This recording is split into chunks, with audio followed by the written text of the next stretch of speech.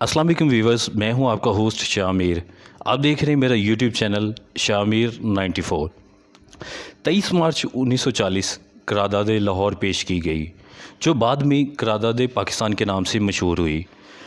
23 मार्च 1940 करारदाद Pakistan Manto park Lahore में पेश की गई। मंटो पार्क का नाम बाद अज़ां शायरी मशरिक लामा इकबाल के नाम से मंसूब किया गया है, जो इकबाल पार्क के नाम से मशहूर है। जी, जो दौर हाज़िर में इस वक्त ग्रेटर इकबाल पार्क के नाम से मशहूर है।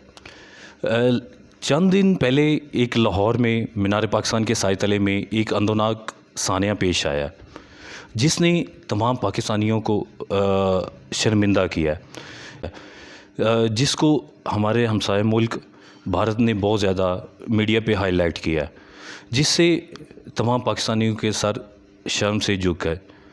मेरे साथ जो पहले मेहमान हैं, तो उनके बारे में मैं आपको तारफ़ कराता चलूँ।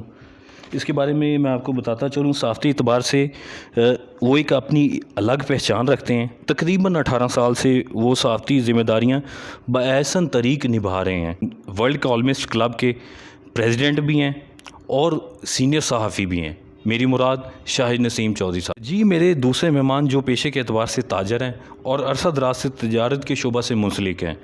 अंजुमन ताजरान ऑटो पार्ट्स यूनियन के जनरल सेक्रेटरी हैं के ओहदे पर फायज़ हैं, और इसके अलावा उनकी ये खूबी है कि वो हालात हाज़िरा पर और मुल्क के जितने भी मामलात हैं उस पर गहरी नज़र रखते हैं। मेरी मुराद शेख ताहिर शहजाद साहब। शाहिद नसीम साहब, ये बताइएगा, जो मीनार पाकिस्तान में अंदोनाक सानिया पेश आया है, इस बारे में आप क्या राय रखते हैं, आपकी क्या सोच है, ये बताइएगा आप। बिस्मिल्लाहिर्रहमानिर्रहीम। फ़र्स्ट ऑफ़ ऑल जनाब शामिर साहब, थैंक यू वेरी मच कि आपने मुझे इस टॉपिक पे बोलने का मौका दिया। असल में बात यह है जी कि जो ये मीनार पाकिस्तान पे 14 अगस्त वाले दिन ये जो वाक़या पेश आया है, ये जो भी अवामिल हों, जो भी चीज़ हो, कतई नज़र इसके कि वो जो टिकटॉकर आयशा अकरम नामी जो ख़ातून, उसकी रिप्यूट क्या है, वो क्या उसका बैकग्राउंड क्या है, क्या उसकी वीडियो तो कैसी हैं, वो उसका किस तरह की चीज़ें हैं। कोई भी फ़र्द, कोई भी मुआशरा, कोई भी अखलाकी तौर पे, समाजी तौर पे, कोई भी लोग, कोई भी किसी भी शोबे तल्लक रखने वाले लोग, जी शऊर लोग उस वाक़े को अच्छा नहीं समझते, उसको कंडेम ही करेंगे। देखें, जिस तरीके से वो वहाँ पे उसको उछाला गया, उसको छीना गया, नोचा गया, ये चीज़ें, सारी जो चीज़ें हैं, ये हमारे मुआशरे में नहीं हैं और नहीं होती, ना होनी चाहिए इस तरह की बात। तो कतई नज़र इसके, मैं कह रहा हूँ कि कतई नज़र इसके कि वो उसकी जो भी बैकग्राउंड हो, वो हर बंदा जानता है, हम भी जानते हैं, हमने भी वो चीज़ें देखी हैं, लेकिन हम उसको सपोर्ट नहीं करते। लेकिन हम जिन लोगों ने ये इसमें अमल किया है, जिन लोगों ने इस पे काम किया है, वो उसके साथ बदसलूकी की है, हम उसको कंडेम करते हैं। इसमें मैं थोड़ी सी आपको एक और बात बताता जाऊँ कि इसमें सिर्फ़ वो ही मुलव्वस नहीं है, इसमें हमारे अदारे भी, हमारे अदारों की भी कमज़ोरी है। देखें, गवर्नमेंट को क्या नहीं पता था कि 14 अगस्त के वाले दिन जो ग्रेटर इकबाल पार्क में कितना क्राउड होगा? गवर्नमेंट को नहीं पता था कि इस टिकटॉकर ने ओपनली लोगों को कहा था कि जी मैं आऊँगी, मेरे साथ सेल्फियाँ लगाएं? तो गवर्नमेंट की ड्यूटी ये नहीं बनती थी कि अपने अदारे के लोग, इंटेलिजेंस के लोग वहाँ पर डिप्लॉय करते? जी, शुक्रिया तासरा देने का। तो मेरे साथ शेख ताहिर शहजाद साहब मौजूद हैं, उनसे बात करते हैं और उनसे पूछते हैं कि वो इस वाक़े के बारे में क्या कहते हैं। बिस्मिल्लाहिर्रहमानिर्रहीम। जी, मैं इस वाक़े की दिली तौर पर मज़म्मत करता हूँ जो आयशा अकरम के साथ हुआ है। जिन लोगों ने किया उनके साथ, आयशा अकरम, जिन लोगों ने उनके साथ गलत काम किया है, लेकिन इसमें जो जितना कसूर, जितना मुलव्वस लोग हैं, उतना ही कसूरवार वो औरत भी है। अगर देखें, कोई भी औरत अपने आप को ज़ाहिर करे सामने को, चाहे वो हया वाली है या नहीं है, वो लोग उसकी तरफ खुद ब खुद रजू करेंगे। तो चाहिए था कि उनको अपने आप को सेव करके आती, या लोगों को बताने की ज़रूरत ही कोई नहीं थी। आए अपनी जो टिकटॉक करनी है बनाएं, चली जाती। लेकिन लोगों को दावत देनी, फ्लाइंग किसे करनी, ये मेरे ख्याल में गलत काम था। लोगों को दावत देने की कोई ज़रूरत ही कोई नहीं थी। देखो, आप खुद दावत दे रही हैं, खुद लोगों को बता रही हैं कि मेरे पास आओ, तो लोगों ने तो आना ही है। जी, शाहिद नसीम साहब, मुझे ये बताइएगा कि आपके ख़्याल में इस वाक़े में असल मुजरिम कौन है? देखें शामिर साहब, बात यह है कि हम किसी को भी मुजरिम नहीं ठहरा सकते।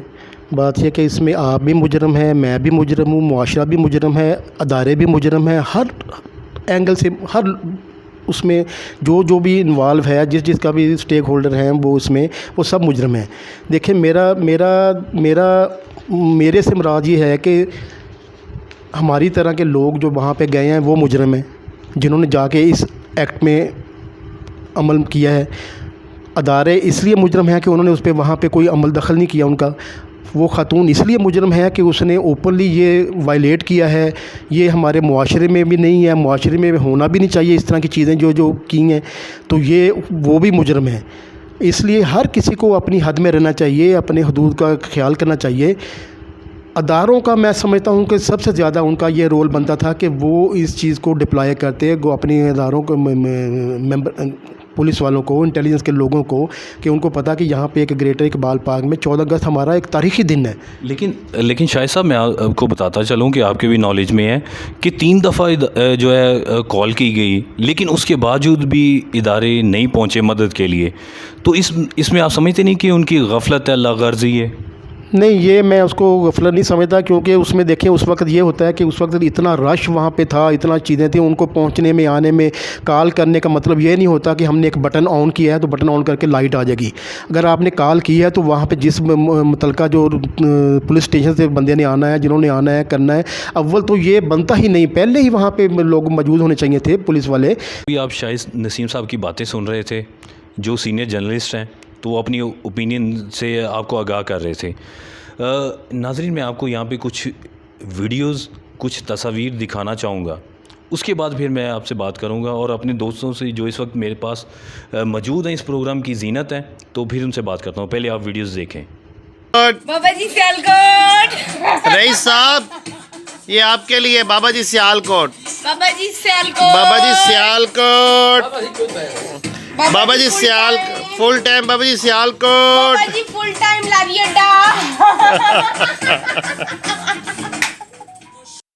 इस वीडियो को जिससे जितना हो सके ज्यादा से ज्यादा शेयर करें, ताकि लोगों को उसका चेहरा बेनकाब हो। ये डड्डू बोलता है ये मेरी बहनों जैसी, ये बहन है, और ये दूसरी जो कहती है चुड़ैल, ये मेरे भाइयों जैसा है, छोटे भाइयों जैसा है। छोटा भाई तो चेक करें इसका जरा।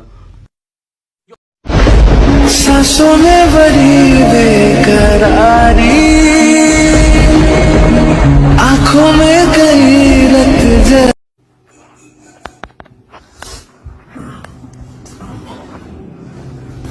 आशा, आशा, इधर जल्दी कर करिए।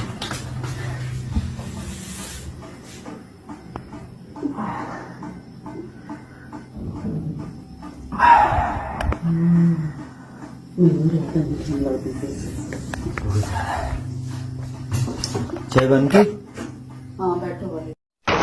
अच्छा, वीडियो रिकॉर्ड कर लेना इस सारे सिस्टम की ना, इनकी भी और मेरी भी। करो, स्टार्ट कर दो, तुम बनाओ। ऐसी वीडियो नहीं लगानी, बनाओ तो दो। अच्छा, चलें, फर्स्ट क्वेश्चन। आप कैमरे के अंदर, आपके साथ जो हादसा हुआ वो यकीनन काबिल मजम्मत और अफसोसनाक है। पहले तो आप अपनी सेहत के बारे में बताएं और इस वाक़े के बाद आपकी ज़हनी। चलो बस वो कह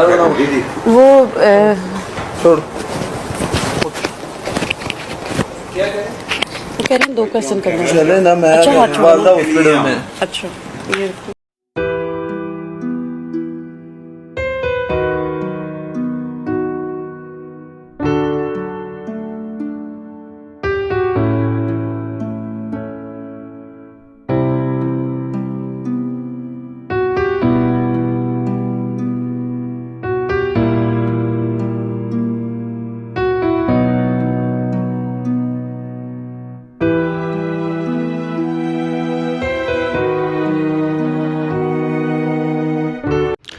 जी शेख तारिर शहजाद साहब, मुझे ये बताइएगा, अभी आपने वीडियोस देखी हैं, तस्वीर देखी हैं, इसके बाद आप समझते हैं कि रैम्बो या आयशा अकरम जो है वो गिल्टी है या नहीं है? देखें जी, आप शामिर साहब, आप खुद ही देख लें, पाकिस्तान में, पूरे में, इंडिया में जो इसकी तस्वीर हो रही हैं और वीडियो वायरल हो रही हैं, उनसे बिल्कुल अंदाज़ा लगाया जा सकता है कि 100% जो कसूरवार है वो आयशा अकरम है, कोई या उसके साथ जो रैम्बो है। कोई दूसरे लोग नहीं, दूसरे लोगों को ऐसे ही फंसाया जा रहा है। मेरे ख्याल में बाकी लोगों को रैंक मिलना चाहिए, इसको ज़्यादा सज़ा इसको मिलनी चाहिए। अगर उनको सज़ा मिलनी चाहिए ना 400 लोगों को, तो इसको भी बराबर की सज़ा मिलनी चाहिए। मेरे सामने इसको ज़्यादा सज़ा मिलनी चाहिए औरत को। अच्छा ताहिर साहब, अभी आपने देखा है कि जो है आयशा अकरम एक होटल में बैठी है, अपने दोस्त के साथ ड्रिंक कर रही है और उससे अगला सीन बताने के काबिल नहीं है, ठीक है, तो उसको हमने ब्लर किया है। तो इसके बाद क्या आप समझते हैं कि ये इस काबिल है कि लोग इस पर एतबार करें? देख लें जी, बिल्कुल इस तरह की तस्वीर को गैरतमंद या कोई बाशऊर इज़्ज़त वाली लड़कियां तो नहीं मेरे ख्याल में दे सकती हैं। ये तस्वीरें, जो वीडियो बता रही हैं कि ये बाकायदा तौर पर एक क्या कहते हैं उसको, एक रीप्लान काम किया है इसने पाकिस्तान को बदनाम करने का। सारा कसूर इस औरत का है, उसके साथ जो उसका लड़का रैम्बो है। ये बहन भाई का रिश्ता बता रहे हैं, बहन भाई इस तरह के होते हैं। इन्होंने तो बहन भाई के रिश्ते को भी थोड़ा सा ख़राब कर दिया है। थोड़ा सा नहीं, बहुत ज़्यादा ख़राब की है, क्योंकि ना तो हमारा ये दीन इस तरह की इजाज़त देता है कि बहन भाई एक मुक़द्दस रिश्ता है, तो ना तो हमारा दीन इजाज़त देता है, ना हमारा ये मुआशरा इजाज़त देता है। शाहिद नसीम साहब, मुझे ये बताइएगा कि सस्ती शोहरत के लिए जो हमारी जान से भी ज़्यादा इस मुल्क की महंगी इज़्ज़त है उसको दागदार किया गया, तो क्या उसको आयशा बेग को, जिसे आयशा अकरम कहा जाता है, और रैम्बो को, और उसमें जितने भी लोग मुलव्वस हैं, उनको सज़ा मिलनी चाहिए या नहीं मिलनी चाहिए? देखिए जी, इसमें तो कोई दो राय नहीं है कि सज़ा नहीं मिलनी चाहिए। वो 400 लोग जो पकड़े गए हैं, जिनके ऊपर रपट हुई है, जिनके ऊपर मुकदमा दर्ज हुआ है, तो उनको तो जो दर्ज कर लिया गया पर्चा के उनको वो सज़ा मिलनी चाहिए। तो जिसकी वजह से ये हुआ है, जिसने ये काम किया है, जिसने ये एक्ट किया है, और माजरत के साथ, शामिल साहब माजरत के साथ, ये कोई पहला वाक़या नहीं है, बल्कि रोज़ हो रहे हैं, होते जा रहे हैं, होएंगे और लाजमी होएंगे। क्यों नहीं होंगे? जब तक आप उस पर कंट्रोल नहीं करेंगे, सज़ा नहीं देंगे। देखिए, हमारे मुल्क की धज्जियाँ बखेरी हैं इन लोगों ने, ऐसे लोगों ने, ऐसे टिकटॉकर्स ने जो इस तरह की चीज़ें बनाते हैं, साथ के मुल्क में जाके ये तो वो लोग इसको प्रमोट करते हैं। लेकिन मुझे, सॉरी मैं आपको इंटरप्ट कर रहा हूँ, मुझे ये बताइएगा कि 23 मार्च 1940 से लेकर 23 मार्च 2021 आ गया है। ये वाक़या 14 अगस्त 2021 को पेश आया। 81 साल में, यानी 81 ईयर्स में कभी इस तरह का कोई ऐसा सानिया पेश नहीं आया, और ऐसी जगह पर। तो इस बारे में क्या कहेंगे? ये तो फिर शामिल साहब, मैं क्या कहूँ, नया पाकिस्तान बन रहा है, तो फिर उसमें कुछ तो होना ही है ना। फिर तो इसमें इम्प्लीमेंटेशन जो कानून की नहीं होगी, अमल दरामद नहीं होगा, सज़ाएँ नहीं होंगी, चीज़ें नहीं होंगी, आज़ादी होगी। जब खुली आज़ादी होगी, चीज़ें होंगी, फिर ये कुछ तो होगा। अस्सलाम वालेकुम गाइस, तो ये मेरी वीडियो स्पेशल आयशा के लिए है, जो 14 अगस्त को वाकया हुआ, ठीक है। तो आयशा, सबसे पहली बात तो ये है कि तुम ऐसी क्राउड वाली जगह पर लेने क्या गई हो, ठीक है। दूसरी बात ये है, तुमने 400-500 बंदा बोला है, उस 400-500 बंदे में तुमने एक बार भी अपने इंटरव्यू में ये कहा है कि उनमें से कोई 100 बंदा भी मुझे बचाने की कोशिश कर रहा था, ठीक है। तीसरी बात ये है कि ये हमारे पाकिस्तान की जो कौम है ना, पाकिस्तान के लिए जान देने वाली कौम है, जिसपे तुमने ये इल्जाम लगा दिया है कि पूरा पाकिस्तान ऐसा है, ठीक है। पाकिस्तान की बेटी, क्या पाकिस्तान की बेटी हो तुमने? क्या तुमने हक अदा किया पाकिस्तान की बेटी होने का? हम भी टिकटॉकर्स हैं, ठीक है, हम भी बैठ जाते हैं, लेकिन हमें पता है जब ऐसे त्योहार होते हैं, हम वीडियोस लगा के जाएंगे तो हमारा क्या हशर होगा, हमें पता है। इतनी अकल तो है हम में। और जो तुम्हारे साथ तुम्हारे 10-12 भाई थे, उनमें से किसी एक ने तुम्हें बचाने की कोशिश नहीं की। अगर तुम्हारी जगह पे कोई और लड़की होती, उसके साथ 10-12 उसके गए होते, उसके साथ उसके भाई, तो वो तो वहां पे अपनी जान दे देते और उस लड़की पे आंच ना आने देते। और तुम्हारे साथ जो गए हुए थे, कि वो मर्द नहीं थे, उनका तुमने नाम नहीं लिया। क्या पता वो भी तुम्हें बचा रहे थे या तुम्हें छेड़ रहे थे बीच, कोई पता चला तुम्हें? तुमने जिस 400-500 बंदे का नाम लिया है, उसमें से तुमने एक इंटरव्यू में ये नहीं बोला कि उस 400-500 में मुझे 50 ही बचा रहे थे, कोशिश कर रहे थे। शामीर 94 चैनल के तमाम नाजरीन को अरशद शेख का मोहब्बतों भरा सलाम। 14 अगस्त को जो यादगार पे एक वाकया पेश आया, जिन दरिंदों ने आयशा अकरम को दरिंदगी का निशाना बनाया, उसे सब लोगों ने क्रिटिसाइज किया। और जब आयशा अकरम की गैर अखलाकी वीडियोस मंजरे आम पर आई तो तोपों का रुख उस तरफ मुड़ गया। जितने भी टिकटॉकर्स हैं उनको मैं एक पैगाम देना चाहता हूँ कि आप अपनी सस्ती शोहरत के लिए महंगी इज्जत को सरे बाजार नीलाम ना करें। इससे आपकी भी बदनामी होती है और इस मुल्क की भी बदनामी होती है। अस्सलामुअलैकुम दोस्तों, जागती आंखों और सुनते कानों को फैसल गफूर का शामिर 94 चैनल पर खुशामदीद। दोस्तों, मैं बात करूंगा मीनारे पाकिस्तान में होने वाले मामले के बारे में। वहां दोनों तरफ से कसूरवार लोग थे। पहला लड़कों का कसूर था, दूसरा लड़की का कसूर था। लड़कों का ये कसूर था कि हमारा इस्लामी मुल्क और हमारा इस्लाम ये इजाज़त नहीं देता कि लड़की आपको अकेले जाती नज़र आए तो आप उस पर लपक पड़ें, आपको उसकी हिफाजत करनी चाहिए थी। और दूसरा लड़की का ये कसूर था कि लड़की को बेपर्दा होकर नहीं जाना चाहिए था। पहली बात तो वहाँ पर जाना ही नहीं चाहिए था जहाँ पर 400 लड़का मौजूद है। अगर आप किसी पार्क में जाएं तो अपनी फैमिली मेंबर्स के साथ जाएं। प्लीज़ मेरी आपसे ये दरख्वास्त है। आयशा की इतनी फ़ैन फॉलोइंग हुई नहीं थी, लेकिन उसने फ़ेम हासिल करने के लिए जो घिनौना खेल खेला है, इससे हमारे मुल्क की बदनामी हुई है। हमें इस तरह की लोगों की कतन कोई ज़रूरत नहीं जो हमारे मुल्क की बदनामी का बायस बने। तो शेख ताहिर शहजाद साहब, आखिर में आप जो हमारी कौम को, हमारे जो व्यूवर्स हैं, उनको क्या मैसेज देना चाहेंगे? जी, मेरे हिसाब से तो ये टिकटॉक इस पर बैन लगना चाहिए। जो भी इस तरह की वेबसाइट हैं, जो भी इस तरह की ऐप्स हैं, वो सब बंद होनी चाहिए, क्योंकि इसमें घर घर में माहौल ख़राब हो रहा है। देखिए, हमारे बहुत अच्छे दोस्त हैं, बहुत अच्छे एंकर हैं, इकरारुल हसन साहब, वो भी इसके बहकावे में आ गए। हर इंसान मुहर्रम का एहतराम करता है, लेकिन न जाने ये कौन से लोग हैं जिन्होंने इस माह मुक़द्दस का भी, उसके तक़द्दुस का भी ख्याल नहीं रखा। तो खैर, तकलीफ़ दे वाक़या है, दिल खराश वाक़या है, इस पर जितनी मज़म्मत की जाए उतनी कम है। लेकिन आयशा के साथ साथ उसे तो सज़ा मिलनी चाहिए, क्योंकि उसने ये घिनौना खेल खेला है। लास्ट में आपको मैं वो वीडियो भी दिखाऊंगा जिसमें लेकिन वो ब्लर करके दिखाऊंगा, जिसमें वो रैम्बो के साथ मिलकर जो है वीडियो वायरल करने को कह रही है, वीडियो स्कैंडल बनाने को कह रही है। वो लास्ट में आपको दिखाऊंगा। लेकिन इस सारे वाक़या में जो है यासिर शामी भाई, इकरारुल हसन भाई, जो सहाफ़ती एतबार से एक अपनी अलग पहचान रखते हैं, जिन्होंने अरसा दराज मेहनत करके अपनी एक पहचान बनाई, उनको भी इस सारे साने में बदनाम किया गया। मैं इकरारुल हसन भाई आपको, यासिर शामी भाई आपको सल्यूट पेश करता हूँ।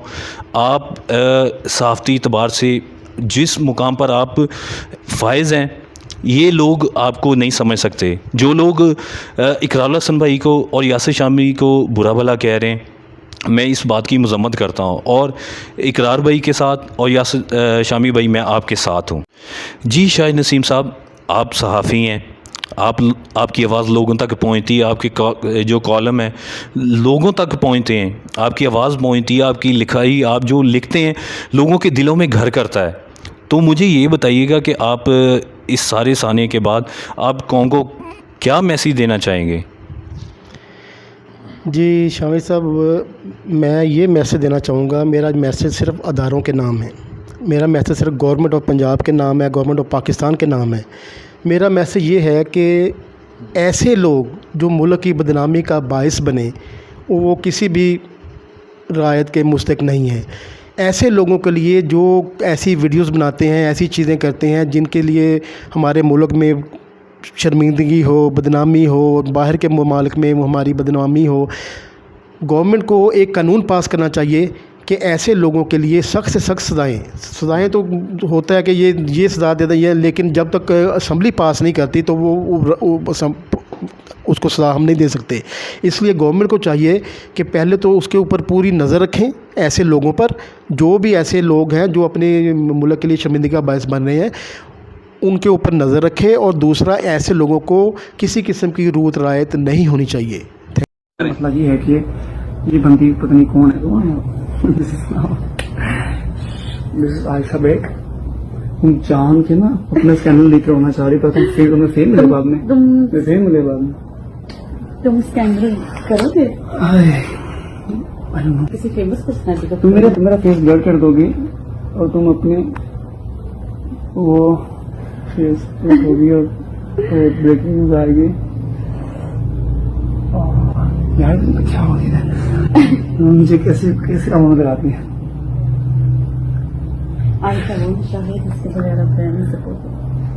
मैं ना 2 दिन बाद पूछूंगा, ठीक है? क्यों? मैं होश में हूँ। ठीक है। ये लड़की मुल्क पाकिस्तान और पाकिस्तानी मर्दों को बदनाम करना चाहते थे। मैंने ये वीडियो देखकर इनकी मेरे पांव तले भी ज़मीन निकल गई। जी, कैसा लगा आपको प्रोग्राम? अपनी राय से आगाह कीजिएगा। जितने भी जो मेहमान थे, जो इस प्रोग्राम की जीनत थे, उनकी बातें आपको कैसी लगी, तो उसके बारे में भी मुझे बताइएगा।